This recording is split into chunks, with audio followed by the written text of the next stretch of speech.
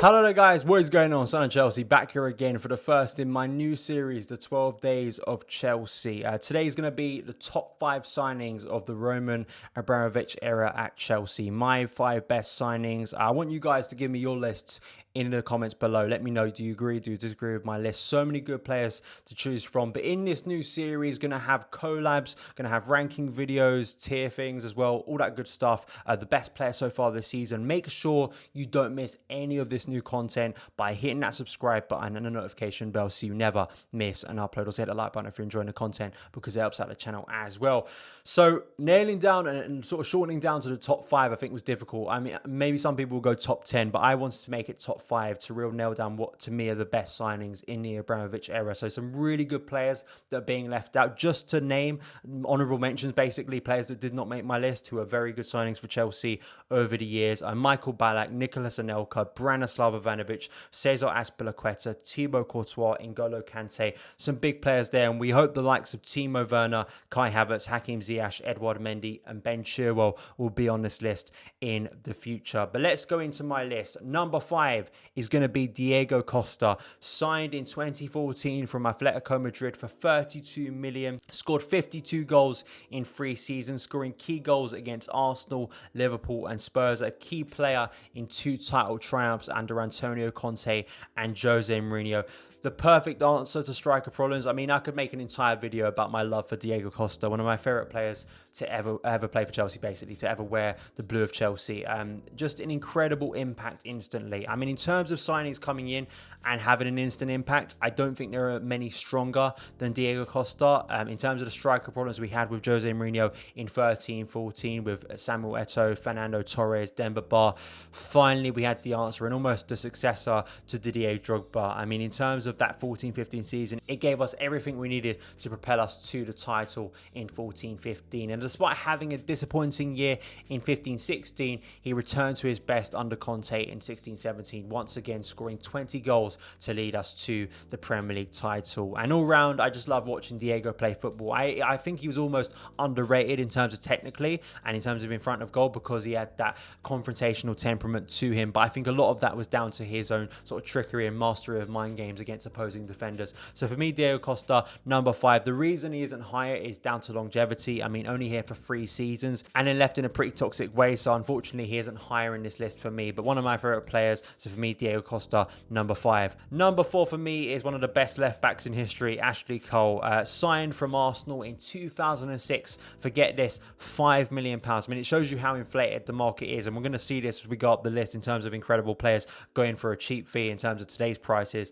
But the rivalry of Arsenal heated up after this massively. The best left back defensively and offensively. In terms of being a top professional for Chelsea, a legend of the club really, and he's nailed himself down in sort of Chelsea's greatest 11 as the left back, and it's going to take a lot for him to be replaced in that position for Chelsea. All round, an incredible player he really was, and for 5 million based on today's standards, that is an absolute steal. And it was an absolute steal back then as well. So for me, Ashley Cole, number 4, what an incredible player. To some would even be higher in this list, but key player in titles and FA Cups and a Champions League win as well, scoring a key penalty in that big shootout against Munich. So for me, Ashley Cole is in this list. Number 3 is Chelsea's greatest ever goalkeeper, Petr Cech, signed from Rennes in 2003 for 7 million. Another absolute steal for an amazing player. Cech holds a number of goalkeeping records, including the Premier League record for fewest appearances required to reach 100 clean sheets, having done so in 180 appearances, the most number of clean sheets in a season, 24, as well as the record for the most clean sheets in Premier League history,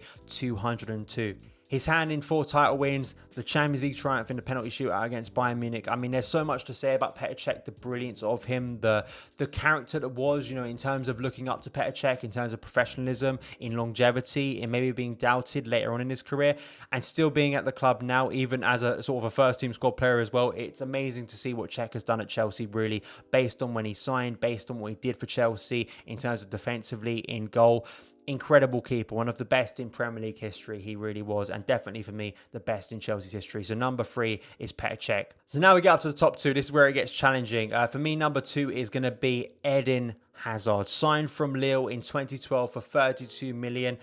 He was sort of the start of a new era after the Munich triumph in 2012, and it was such a big signing for Chelsea to get that summer with so many clubs wanting the signature of the Belgian.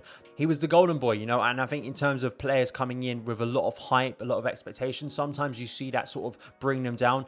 Wasn't the case for Eden Hazard. He was incredible for Chelsea. He really was. Despite having some good moments in the first season in 12-13, he went up another level under Jose Mourinho, being the talismanic figure in the 14-15 title win. The difficulty of 15-16, of course, was a setback for Hazard, and I think there was a lot of people at the time, including myself, felt that was going to be the end of his Chelsea career and he'd probably move on at the end of that season. He responded wonderfully again under Antonio Conte, being one of the best players and key players for us to win the title in 16-17. He had dazzling moments of magic within him, rarely seen at the bridge. That goal against Arsenal in 2017 is one of the best goals I've ever seen live. He almost did one better against West Ham, which I saw live as well. The goal against Tottenham too.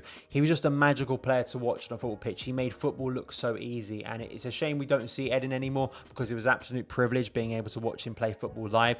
And as well, capping off his Chelsea career in the best way, the most romantic way, finishing it off with a world-class performance against Arsenal in the Europa League final.